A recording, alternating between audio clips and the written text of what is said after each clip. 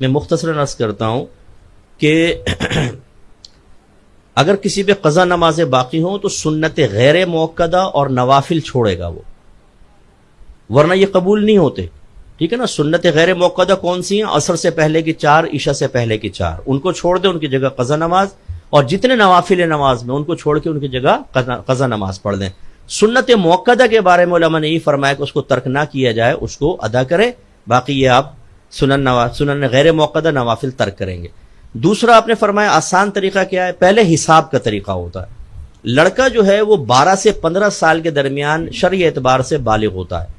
12 سے 15 سال کے درمیان جب احتلام ہو جائے وہ ایڈلٹ کہلائے گا شرعی اعتبار سے. ورلڈ وائڈ قانون کے اعتبار سے 18 ایئرز اولڈ آپ کو پتا ہے ایڈلٹ ہوتا ہے، بالغ ہوتا ہے. لیکن ہمارا مذہب 12 سے 15 سال کے درمیان.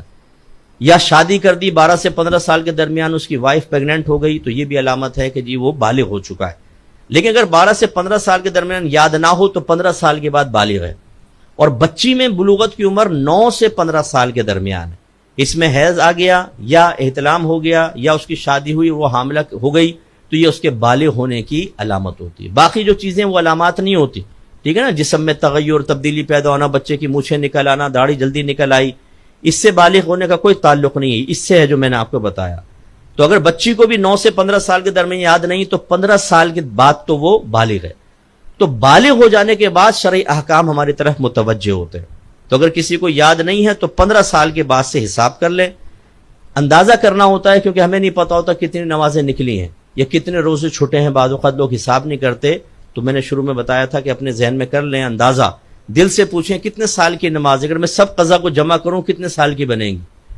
6 مہینے، سال، 2 سال، 3 سال، 4 سال، جہاں دل مطمئن ہو جائے کہ ہاں اس سے زیادہ نہیں، بس وہ لکھ لیں. مثلا دل مطمئن ہوا 5 سال کی نمازیں لکھ لیں. اب ایک دن میں 6 نمازوں کی قضا ہوتی ہے، فجر، ظہر، عصر، مغرب، عشاء اور وتر. وتر کو ایک مستقل نماز مانا. ایک دن کی 6. مہینے کی نکالنی ہو تو کیا کریں گے؟ اس کو 30 سے ملٹیپلائی کریں، مہینے کی نکل آئی. پھر 12 سے کریں گے تو سال کی نکل آئی. ٹھیک ہے. یہ آپ اس طرح ہر سال کی، جیسے وہ اسکورنگ کرتے ہیں نا بچے، انڈے بنا کے کاٹتے رہتے ہیں، چھکا بکا چوکا لگتا ہے، ایسے وہ اپنا بنا کے رکھ لیں، کمپیوٹر پہ رکھ لیں. اب آپ کو ہر فجر کے ساتھ فجر پڑھ لیں، زہر کے ساتھ زہر، تب بھی جائز. ایک ساتھ پڑھنا چاہیں پورے ایک دن، عشاء کے بعد پورے دن کی فجر، زہر، عصر، مغرب، عشاء، تب بھی جائز. ادائیگی کا آسان طریقہ یہ ہوتا ہے کیونکہ بعض اوقات کثیر نمازیں ہوتی ہیں، نفس سستی کرتا ہے. آپ تکبیر لگائیں، پہلے تو نیت کریں گے کہ مثلا فجر کی کہ اللہ تعالیٰ سب سے پہلی فجر جو میری قضا ہوئی میں اس کو ادا کر رہا ہوں، اللہ اکبر. اس کے بعد ڈائریکٹ الحمد سے سٹارٹ کر لیں. نہ ثنا پڑھیں، نہ اعوذ باللہ، الحمد پڑھیں، آمین. اس کے بعد سورت پڑھیں.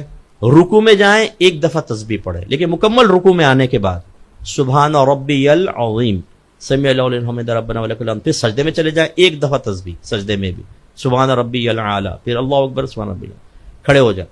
پھر اس طرح اس کو کریں.